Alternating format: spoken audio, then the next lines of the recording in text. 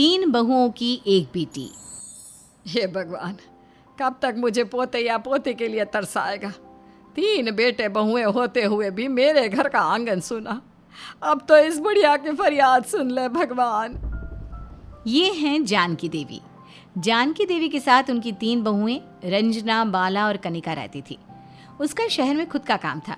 घर के सभी लोग बहुत खुश रहते थे और एक दूसरे से बहुत प्यार करते थे। पर जानकी के तीनों बहू के कोई बच्चा नहीं था, जिस वजह से जानकी बहुत दुखी रहती थी। एक दिन जानकी की तबीयत खराब हो जाती है। रंजना जानकी के पास आती है और कहती है, माँ जी क्या हुआ आपको? आपने तो सुबह से कुछ नहीं खाया।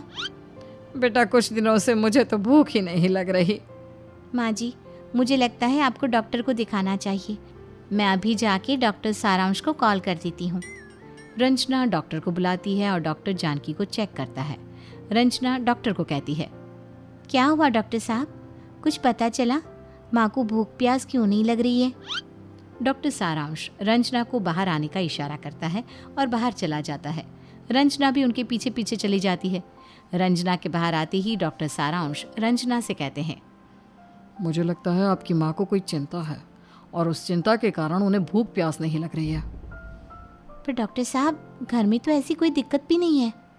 मैं कुछ दवाई लिख देता हूँ, आप मेडिकल से मंगवा लेना। बाकी आप उनकी थोड़ी देखभाल करना। इतना कहकर डॉक्टर वहाँ से चला जाता है। रंजना जानकी के पास आकर बैठ जाती है। क्या हुआ बहू, तेरा मुंह क्यों लटका है? डॉक्टर साहब ने क्या कहा? मैं अब ज्यादा दिन तक नहीं जीऊंगी, ऐसा कहा क्या? इतने में वहाँ बाला और कनिका भी आ जाती हैं। तब रंजना कहती है, नहीं नहीं माँ जी, आप ऐसा मत बोलो। भगवान आपको 100 साल की उम्र दे। अरे बेटा, मुझे मरने का कोई दुख नहीं। जो आया है वो जाएगा ही।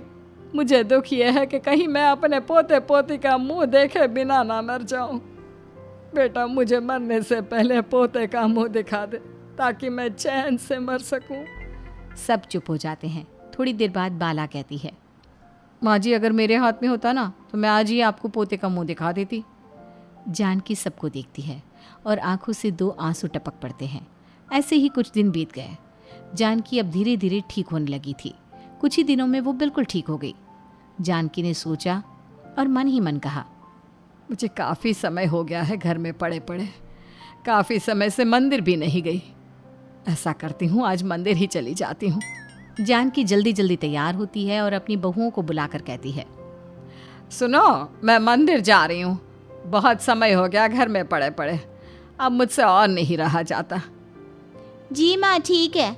अगर थोड़ा बाहर निकलेंगी तो तबीयत और जल्दी ठीक हो जाएगी। आप कहो तो मैं भी चलूँ माँ? अरे रहने दे, तुम क्यों परेशान हो रही हो, मैं खुद ही चली जाऊंगी। कुछ ही देर में जानकी मंदिर पहुंच जाती है और भगवान के दर्शन के बाद जानकी मंदिर से बाहर आ रही थी कि उसे एक छोटी सी बच्ची के रोने की आवाज आती है।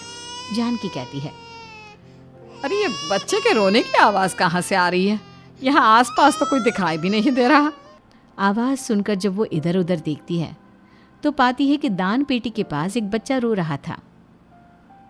जानकी उसे उठाती है और सबसे पूछती है, यह बच्ची किसकी है? कोई है क्या यहाँ पर?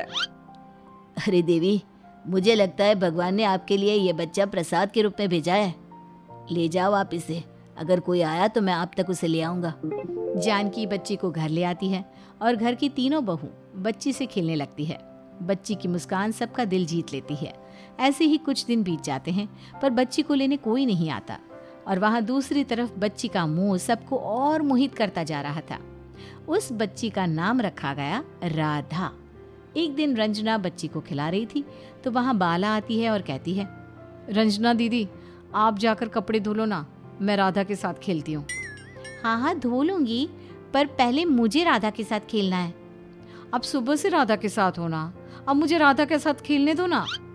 दोनों में बहस हो ही रही थी कि अचानक से कनिका भी वहाँ आ जाती है और वो कहती है, ओहो, राधा के साथ खेलने की बारी तुम्हारी नहीं मेरी है और मैंने अपने सारे काम भी खत्म कर लिए हैं। राधा के मुंह में तीनों भूल चुकी थी कि वो बच्ची उनकी नहीं है। तीनों लड़ने लगती है। उनकी आवाज़ अब गली के बाहर तक जाने लगती है और फिर वहाँ जानकी आकर कहती है, तुम लोग जानवरों की तरह क्यों लड़ रही हो? देखिए ना माँ, राधा के साथ खेलने का समय मेरा है और ये दोनों मुझसे छीन रही है। अब जानकी को सारा मामला समझ में आ जाता है। वो अपनी बहू से कहती है, तुम भूल गई हो, राधा यहाँ हमेशा नहीं रहने वाली। जैसे ही इसके माँ बाप का पता चला वो इसे ले जाएंगे, फिर क्या करोगी तुम तीनों? माँ, अगर उन्हें राधा को लेके जाना होता तो वो लोग राधा को मंदिर में नहीं छोड़ते। अब राधा सिर्फ मेरे पास रहेगी। अरे वो तो हम बाद में देखेंगे, अभी तो पंडित जी ने कोई खबर भी नहीं दी राधा के माँ और पिता की। और राधा सिर्फ तुम्हारे पास क्यों रहेगी? मेरे में कोई कांटे लगे हैं क्या? नहीं नहीं, तुम तो कांटों का झाड़ हो, राधा को कांटा चुभ गया तो? सबसे ज्यादा राधा को मैं प्यार करती हूँ। राधा यहाँ रहेगी मेरे पास। तीनों फिर से बहुत तेज शोर मचाकर जानकी के सामने ही लड़ने लगती है। जानकी उन्हें डांट कर शांत करती है। देखो, तुम्हारे लड़ने से काम नहीं चलेगा। अगर तुम तीनों ने दोबारा ऐसा किया तो मैं राधा को कहीं और छोड़ कर आऊंगी। तो माँ जी, हम क्या करें? हम तीनों ही राधा से बहुत प्रेम करते हैं। तुम तीनों अलग अलग टाइम पर राधा के साथ खेलोगी, जिससे तुम तीनों में झगड़ा ना हो। जानकी तीनों को टाइम बांट देती है और सब मिलकर राधा के साथ खूब खेलते और बहुत प्यार करते। हे ऊपर वाले, ये तेरी ही कृपा है कि मेरे सूने घर में खुशियों का दीप जल गया और सुंदर सी बेटी भेज दी। अब मेरी बहुओं को सद्बुद्धि दे कि वो आपस में लड़े नहीं और प्यार से रहे। जानकी ने अपनी बहुओं का टाइम अलग तो कर दिया, लेकिन 3 बहुओं और एक बेटे में तालमेल बिठाना किसी के बस की बात नहीं थी। इसलिए वो तीनों राधा के लिए बहुत लड़ती थी और जानकी को नया काम मिल गया था। उन तीनों की लड़ाई पर पूर्ण विराम कैसे लगे